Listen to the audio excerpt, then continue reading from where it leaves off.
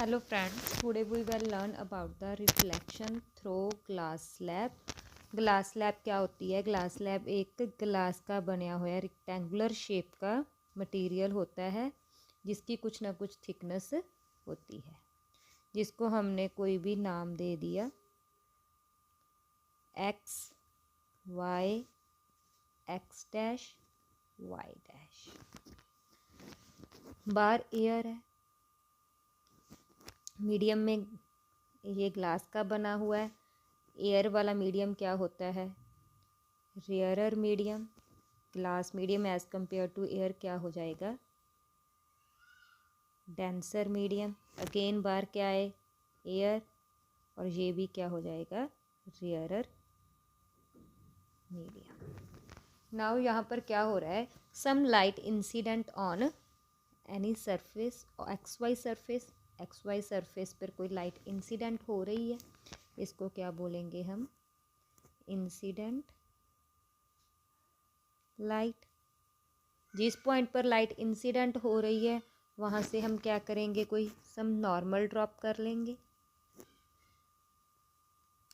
इस नॉर्मल को नाम दे दिया हमने एन, इसको नाम दे दिया पी क्यू।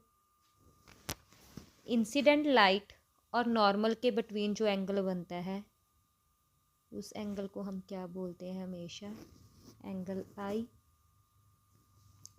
यहाँ पर लाइट क्या है? रेयरर मीडियम से डेंसर मीडियम में जा रही है। अगर लाइट रेयरर मीडियम से डेंसर मीडियम में आएगी तो लाइट क्या होगी? Bends toward the normal. Last video में हमने पढ़ा था। ये इंसिडेंट लाइट है, ये लाइट को क्या बोलेंगे हम? Refracted light. ये लाइट क्या हो जाएगी? Refracted light. It makes an angle with normal. Refracted angle, angle are.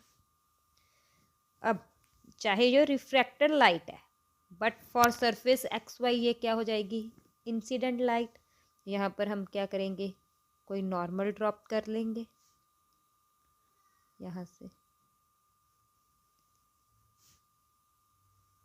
इसको हमने नाम दे दिया एन डैश। अब लाइट क्या हो रही है? डेंसर मीडियम से रेयरर मीडियम में जा रही है, तो लाइट क्या होगी? Bends away from the normal. यहाँ पर जो लाइट आ रही है इस लाइट को बोलते हैं हम emergent light. Angle between normal and emergent light is known as angle e. Same name, emergent angle. Now हमने क्या किया? इस पी क्यू लाइट को आगे एक्सटेंड कर दिया, तो आगे चल के हमने देखा भी ये लाइट जो पी क्यू लाइट आगे आ रही है और जो इमर्जेंट लाइट है आपस में पैरेलल है। तो इन दोनों के बिटवीन की जो दूरी है, पैरेलल लाइट्स की जो दूरी है, उस दूरी को हमने क्या नाम दे दिया? Lateral shift. It is represented by the definition क्या आ गई? The perpendicular distance between emergent light and incident light is known as lateral shift, that is D। अब इसको हम कोई नाम दे देंगे क्यों? इसको आर, पी क्यों तो हमने दिया था, नेक्स्ट आर दे दिया और इसे एस दे दिया। इतनी बात समझ में आई? अब देखो, ये एंगल आर है, ये दोनों पैरेलल लाइंस है। ये एंगल आर है तो ये भी एंगल क्या होगा? Angle r by alternate angle. Last videos में हमने कहीं पढ़ा था भी अगर दो लाइंस आपस में पैरेलल है, एक उसकी इंटरसेक्टिंग लाइन है, तो इन दोनों के बिटवीन जो ये एंगल बनता है इस एंगल को हम क्या बोलते हैं? Alternate angles. ऐसे एंगल्स को हम क्या बोलेंगे? Alternate angles. तो वही यहाँ पर बन रहा है। Now we find the distance D from the diagram। Here देखो पी क्यू लाइट ये जा रही है, नॉर्मल ये है, ये एंगल आई है, तो ये वाला एंगल क्या हो जाएगा, ये एंगल आल्सो क्या हो जाएगा, एंगल आई। वर्टिकल ओपोजिट एंगल्स है, ये सारे वर्टिकल ओपोजिट एंगल है। अगर सारा एंगल आई है, आ एंगल आ रहा है, तो रिमेनिंग एंगल क्या बन जाएगा, आई माइनस आर। होल एंगल में से स्मॉल एंगल सब्ट्रैक्ट कर दिया तो एंगल क्या रह गया, angle i minus angle r. हमारे पास तो यही बचा। तो हमारे पास अब देखो कौन क्या क्या कंडीशंस है। एक तो हमें ये एंगल मालूम है, एक हमें मालूम है ये परपेंडिकुलर है, तो हम ये साइड बारे इसका नाम हमने क्या दिया है, टी, तो ये फाइंड कर सकते हैं। तो देखो अब हमारे पास इन राइट एंगल्ड ट्रायंगल, कौन सी ट्रायंगल, आर के क्यू में, देखो आर के क्यू में। अब हम ट्रिग्नोमेट्री का इस्तेमाल करेंगे। ट्रिग्नोमेट्री में क्या होता है, ट्रिग्नोमेट्री में क्या क्या चाहिए, sine, angle cos, angle tan, perpendicular, base, hypotenuse. तो हमने ये यहाँ क्या पता है, एक हमें परपेंडिकुलर बारे पता है और एक हाइपोटेन्यूज बारे।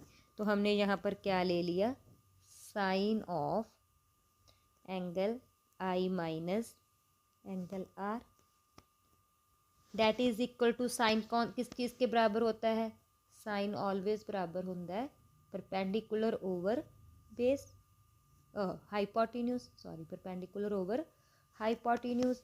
तो हमारे पास जैसे ये ट्रायंगल है, कोई भी 90 डिग्री है, 90 डिग्री का परपेंडिकुलर हो गया, परपेंडिकुलर जहाँ पर 90 डिग्री उसके सामने वाली सरफेस क्या होती है, हाइपोटेन्यूज। सेम हम इस ट्रायंगल में भी देखेंगे। परपेंडिकुलर हमारे पास डी है, डी के सामने वाली साइड कौन सी है हमारे पास, क्यू आर। ये हमारे पास किसकी वैल्यू आ गई, साइन आई माइनस आर की।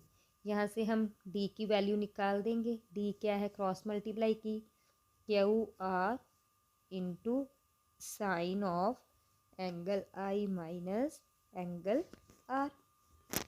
अब हमें क्या है, क्यू आर की वैल्यू निकालनी है।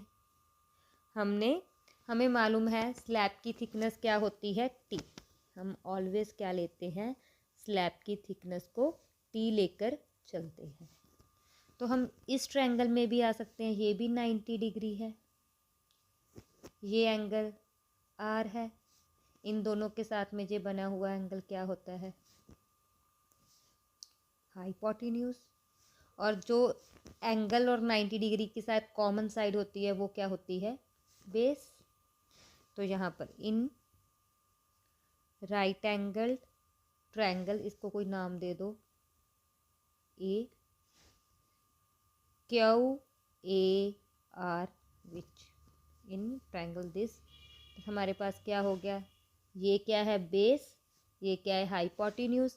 बेस अपॉन हाइपोटेन्यूज की फॉर्मूला क्या होता है, cos of angle r is equal to base क्या है हमारे पास, क्यू ए अपॉन हाइपोटेन्यूज क्या है हमारे पास, क्यू आर। क्यू ए की वैल्यू क्या है, T, thickness of slab. Q R की वैल्यू हमें नहीं मालूम, तो हमने यहाँ से क्यू आर की वैल्यू निकाल ली। यहाँ से क्यू आर की वैल्यू क्या आ गई, Q R is equal to T upon cos r. ये क्यू आर की वैल्यू हम यहाँ पर डी में फिल कर दिए, तो डी क्या आ गई, T upon cos r into sine of i minus r. यहाँ से हमारे पास क्या रिजल्ट आ गया, तो हमारे पास रिजल्ट आ गया भी जो साढ़े को लेटरल शिफ्ट है डी है, किस किस चीज़ पर डिपेंड करती है, वो डिपेंड करती है थिकनेस ऑफ स्लैब, स्लैब की क्या थिकनेस है। सैकेंडली वो डिपेंड करती है साढ़े को incident angle of the light, slab पे जो इंसीडेंट एंगल है लाइट का उस पर डिपेंड करती है, और आर पर refracted angle of incidenting light from the slab उस चीज़ पर डिपेंड करती है।